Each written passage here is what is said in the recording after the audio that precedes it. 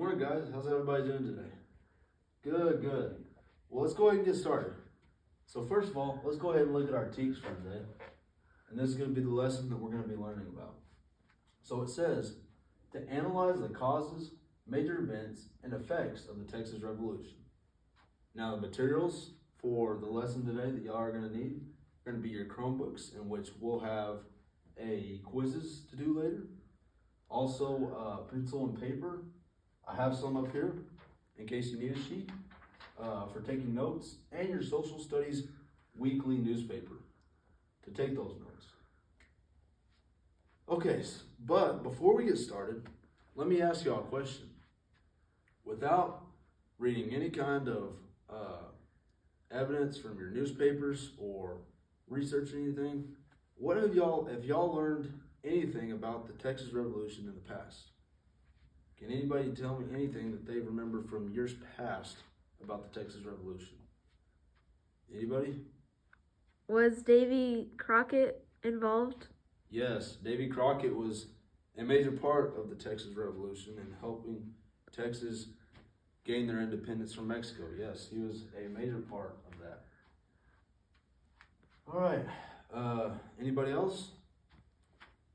Nobody else? Okay. So now I want you guys to get out your weekly, social studies weekly newspapers.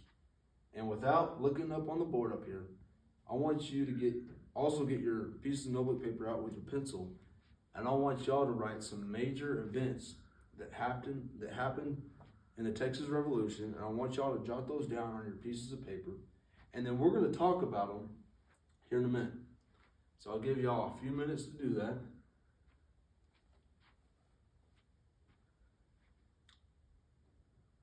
All right, looks like everybody's done. So let's go ahead and see what you guys wrote down. Can anybody tell me something important that they wrote down or they found interesting in the articles?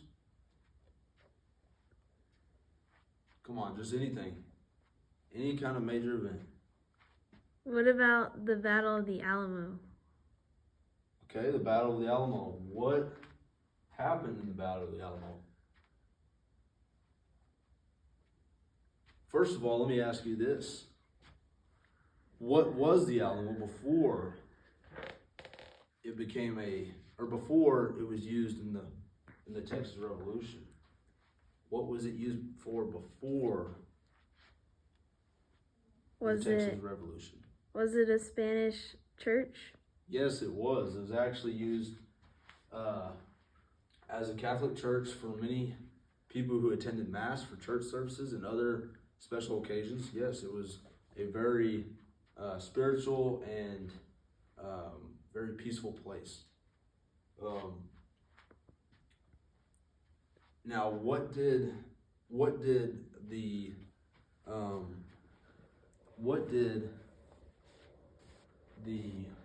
war, or what did both sides use it for, or which side used it the most, and what did they use it for? Did the Texas Army use it for something, or did the Mexican Army use it as something?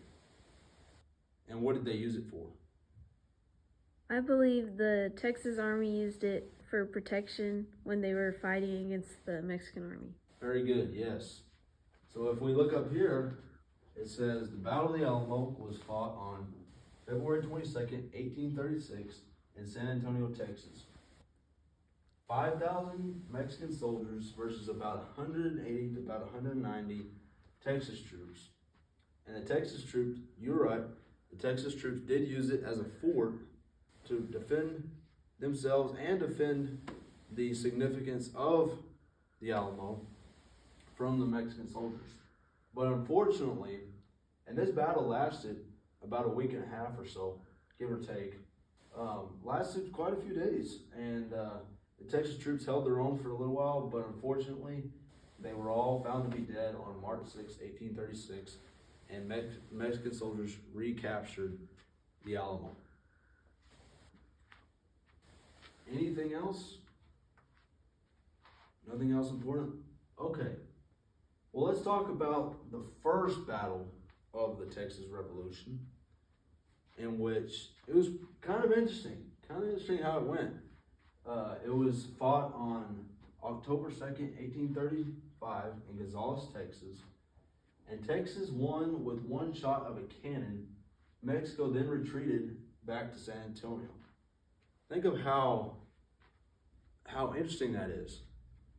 Texas won the first battle of the Texas Revolution because they fired a cannon and Mexico was not prepared. They were not prepared to have that happen. And they did not have a cannon of their own. They did not have any kind of ammunition, really, as much as the Texas soldiers did, in order to have their own cannon fire.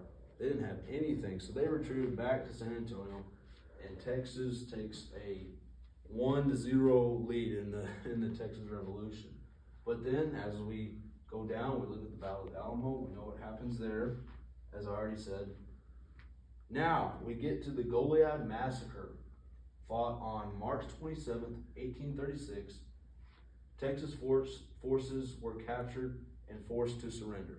Now, I didn't put the exact number up there, but there were about 400 soldiers that were captured. And Santa Anna, the general of the Mexican army, ordered all Texas prisoners to be executed. So they basically just lined them up and said, okay, all you guys are Texas soldiers. All right, we need to get rid of all of y'all. We're just going to kill all of y'all right now. And that's what they did. It was kind of brutal. Very, very, not much mercy that Santa Anna had on the Texas soldiers. All right. Now, is there anything else that I did not put up here that somebody would like to say and deem as something else important that they found that I may have not put up here? Anything else? Any other battles? Any other significant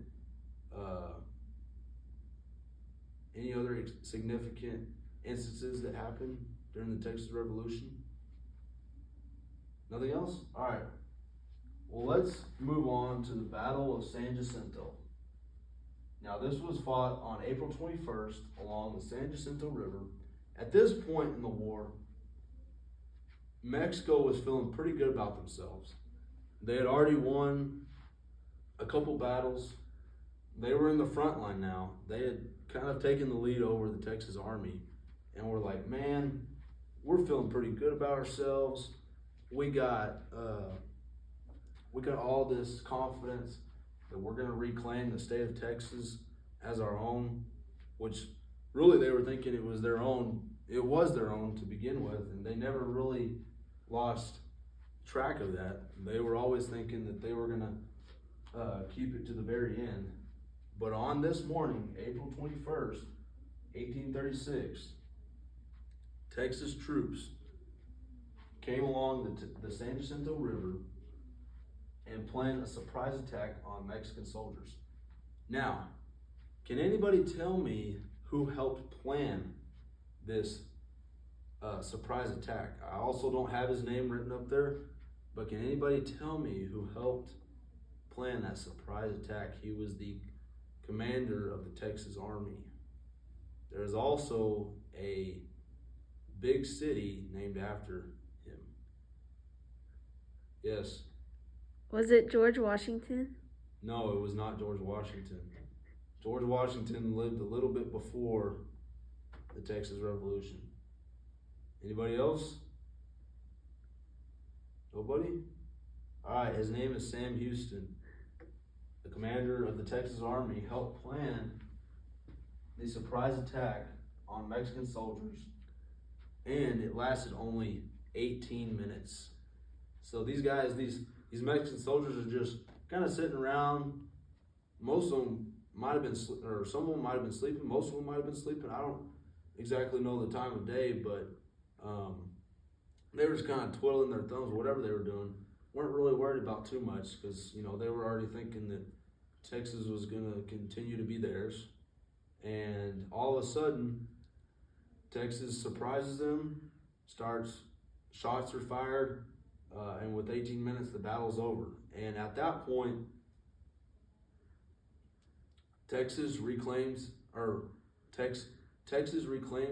independence, and also something that they said, which was very important that I forgot to mention while the battle was going on, and it gave Texas a lot of hope and confidence that they were going to be able to have their own independence as a nation. There's two sayings. What is one of the cries that they said that kind of helped spark the surprise and end this Texas Revolutionary War? What was one of the cries? Can anybody tell me? It's actually written up on the board, so y'all shouldn't miss it. Remember the Alamo? Yes, remember the Alamo. This takes us back to about 2 months before the Battle of the Alamo, in which more than 180 Texas soldiers were killed trying to defend the Alamo, and they remember back to that point. That sparked a fire in their hearts and minds to say, hey, remember what these guys did to us last time? We need to come back and have a plan of action to defeat them and make Texas our own country. And that's what they did. Now, another saying that they had was also very important, and it's also written up here. What's the second one? It's a big massacre that happened.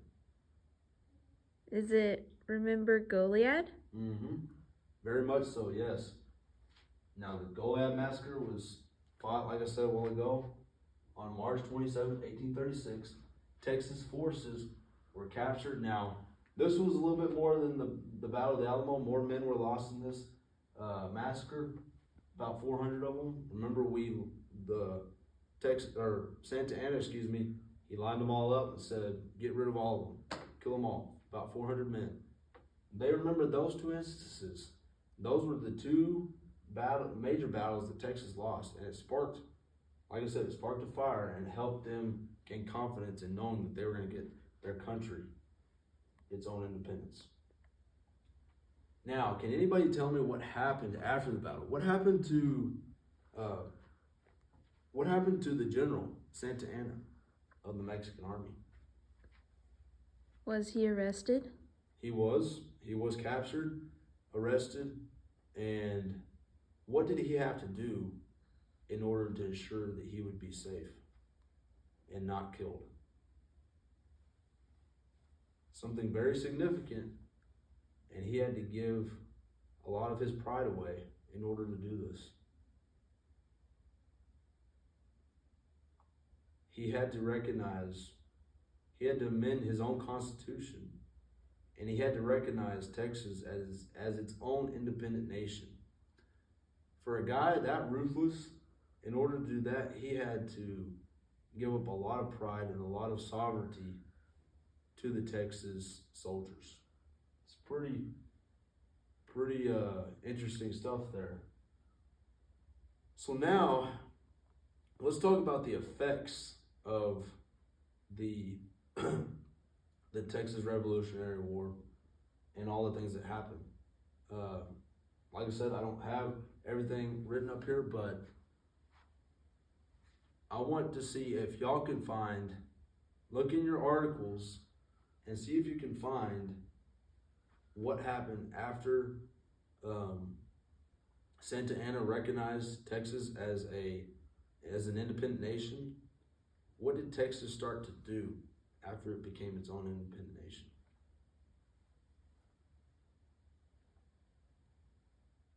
Okay, so the last thing that we're going to talk about are the effects that the Texas Revolution had on Texas specifically. So what was one thing that the Texas government did after it established its own independent nation? What did they do? What was one thing? This will be the last thing we go over, and then we'll go ahead and get on our quizzes assignment and review for that. But first, let's go over this last little effect here before we get into that, because that's gonna also be on your review questions and the quizzes. What happened after the Texas Revolution? Can anybody tell me? Nobody can find it in their newspapers?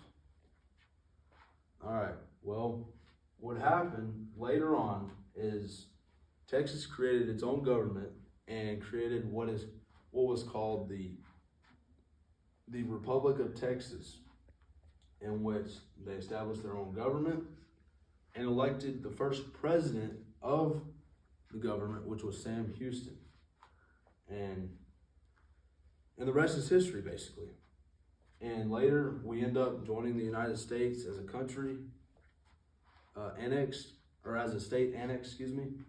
And then from there, the rest is history. So going over all this today, I want you guys to remember some of these major events that have happened. Okay, and we'll be talking about this as in the next few days, and we'll be going over a few other things as well.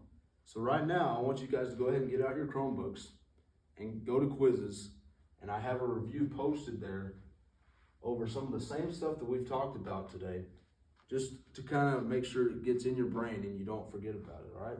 So y'all go ahead and do that, and I appreciate you guys listening and answering questions, and we'll just move on, and we'll have some more things coming in the next couple of days, all right? Thank you guys.